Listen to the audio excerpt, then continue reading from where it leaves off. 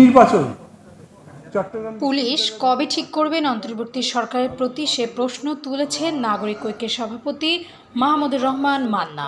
মঙ্গলবার দুপুরে ঢাকা রিপোর্টার্স ইউনিটির শফিকুল কবির মিলনায়তনে গণতন্ত্র মঞ্চ আয়োজিত বর্তমান রাজনৈতিক বাস্তবতা এবং করণীয় শীর্ষক আলোচনা সভায় তিনি এ প্রশ্ন করেন। মাহমুদুর রহমান মান্না বলেন, প্রফেসর ইউনুস তো বলেছিলেন আমাদের টপ প্রায়োরিটি হলো পুলিশ সার্ভিস। আমি আজ 13 মাস পর সরকারকে জিজ্ঞাসা করতে পারি কি অবস্থা এখন পুলিশের। একটা পুলিশ যাই, তারপরে রাত্রে কিংবা পরদিন আর্মি গেছে। কিভাবে গেল? স্বপন আমাকে বলল যে professor Yunus chief of this government, উনি ফোন করেছেন, তারপরে আর্মি গেছে। আমার মাথার মধ্যে একটা প্রশ্ন, ধরেন ভোটের দিন 5টা 10টা সেন্টারে খুব মাস্টার টাইপের শক্তিশালী বড় নেতা আছে, তারা বলে দিল, তারা গিয়ে ভোটের বাক্সগুলো কোমরে নিয়ে হাঁটতে হাঁটতে চলে গেল। পুলিশ বাধা দেবে? দেবে? আপনারা মনে করেন দেবে? আমার তো ভরসা হয় না। আমার এলাকায় আমার থানার প্রেসিডেন্টকে বিএনপির লোকজন ছুরি মেরেছে, হামলা করেছে। আমি সর্বোচ্চ জায়গায় কমপ্লেন করেছি। করবার পরে আমি মামলা দিতে গেছি, পুলিশ মামলা নেবে। বলে কেন মামলা নেওয়া যাবে না? কেন? বলে উপরের নির্দেশ আছে। আমি বলি ভাই কত উপর আমাকে দেখতে দেন, আমি সেখানে যেতে চাই। সেই উপর আমি দেখতে পাইনি। পুলিশ কোন জায়গায় দায়িত্ব পালন করছে? পুলিশের মধ্যে তো একটা ট্রমা আছে, ভয় পায়, কোথাও যেতে চায় না। সরকারের দায়িত্ব কি ছিল? সবার আগে পুলিশ ঠিক করা। এই যে সংস্কার নিয়ে একটা কথা বলেন, অন্য কিছু 10 বছর থাকবে না, না 15 বছর থাকবে। লোয়ার হাউস না আপার হাউস আগে ঠিক করেন। পুলিশ কবে ঠিক করবেন? ছাত্র সংসদ নির্বাচনের দিন নিরাপত্তাহীনতার শঙ্কা জানিয়ে তিনি বলেন, কোন এলাকায় পুলিশ কারো কথা শোনে না। সরকার বলে কিছু আছে, সাদা পাথর চলে যায়, বালু চলে যায়, সরকার ঠেকাতে পারে? বিভিন্ন জায়গাতে যতগুলো ঘটনা হচ্ছে, পুলিশগুলো তো আমি সবসময় বলি হাড়ে হারামজাদা একটা না। সমস্ত বাহিনীকে আমি গাল দিচ্ছি না। 15 বছর ধরে একটা নির্যাতনকারী সরকার যদি তাদের উপরে সমস্ত অন্যায় নির্দেশ দেয়, তাকে পালন করতে বাধ্য করে, তাহলে সেই বাহিনীর অবস্থা কি হয়? মানুষ খেপে ভূত। আন্দোলনের মধ্যে পিটাতে পিটাতে মেরে ফেলেছে অনেকগুলো পুলিশকে, গাছের মধ্যে লটকে রেখেছে। পুলিশের মধ্যে তো একটা ট্রমা আছে, ভয় পায়, যেতে চায় না। মানুষের সঙ্গে গেলে আবার যদি আগের আচরণ করে। সরকারের দায়িত্ব ছিল কি? সবার আগে পুলিশ ঠিক করা। এই যে সংস্কার নিয়ে এত কথা বলেন না, পিআররা অন্য কিছু 10 বছর থাকবে না, কত বছর থাকবে, লোয়ার হাউস আপার হাউস, তার আগে ঠিক করেন পুলিশ হাউস ঠিক করবেন কি?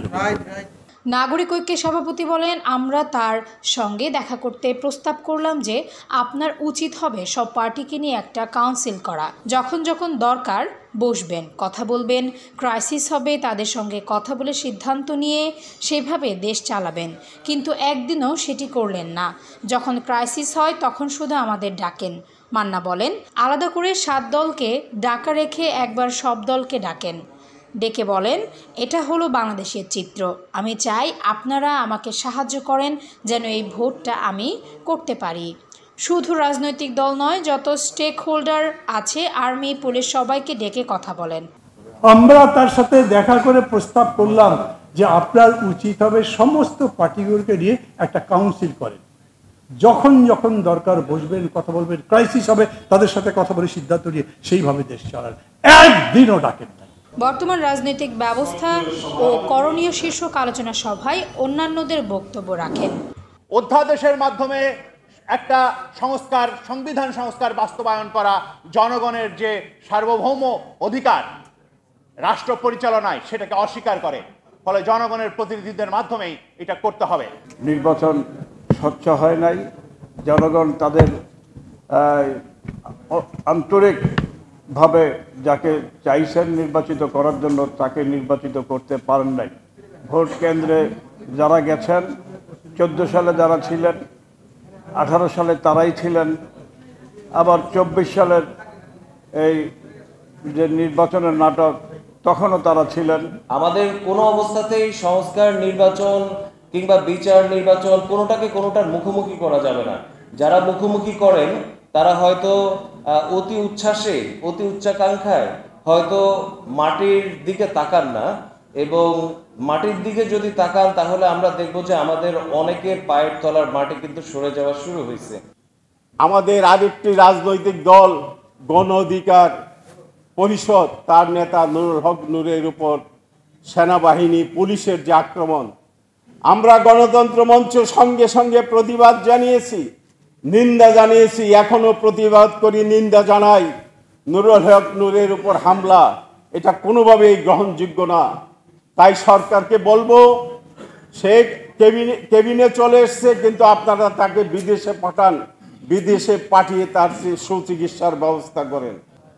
13 মাস যে সরকারের বয়স, সেই সরকার মানে একটা মব চালিয়ে এখন আমাদের এখানে ঢুকে যদি একদল মনে করে এখানে যা খুশি করা যায় এবং এটা বিপ্লবের নাম করে, অভ্যুত্থানের নাম করে এগুলাকে যেভাবে আশ্রয় প্রশ্রয় দেওয়া হচ্ছে, রাষ্ট্রীয় মদদে যেভাবে এটাকে গড়ে তোলে একটা নৈরাজ্যের পথে নিয়ে যাওয়া হয়েছে, একটা ভয়ঙ্কর খেলা। এই খেলাগুলো মেহেরবানি করে বন্ধ করেন। বিচার সংস্কার নির্বাচন এই মুহূর্তে বাংলাদেশের প্রধান জাতীয় স্বার্থ এবং এই স্বার্থকে ক্ষতিগ্রস্ত করা একটা আত্মঘাতী অবস্থানের সামিল। কাজে প্রত্যেকের এই উপলব্ধি থাকা দরকার যে আমরা বাংলাদেশকে যাতে বিপদগ্রস্ত না করি। 10 জন 15 জন করে থানার ওসির ঘাড়ের উপর বসে থাকে, ওসি কোথা থেকে কাজ করবে? এই পর্যায়ে যদি নির্বাচনও আসে, সেই নির্বাচনে কি পরিমাণ হানাহানি হবে, মারামারি হবে, খুনাখুনি হবে, সেটার একটা চিত্র কিন্তু এখনই আমরা চিন্তা করতে পারি। তারপরেও আমরা মনে করি এগুলোকে কিভাবে 5 মাসের মধ্যে দ্রুত শেষ করা যায়, দ্রুত একটি স্বস্তিজনক জায়গায় নিয়ে আসা যায়। এই যে মবক্রেসি হচ্ছে, বড় বড় উল্লেখযোগ্য ব্যক্তিত্বকে এর মধ্য দিয়ে হ্যারাস করা হচ্ছে, এগুলো নিয়ে কোনো কথা নেই। তাসনুভা ঐশী, এমইটিভি।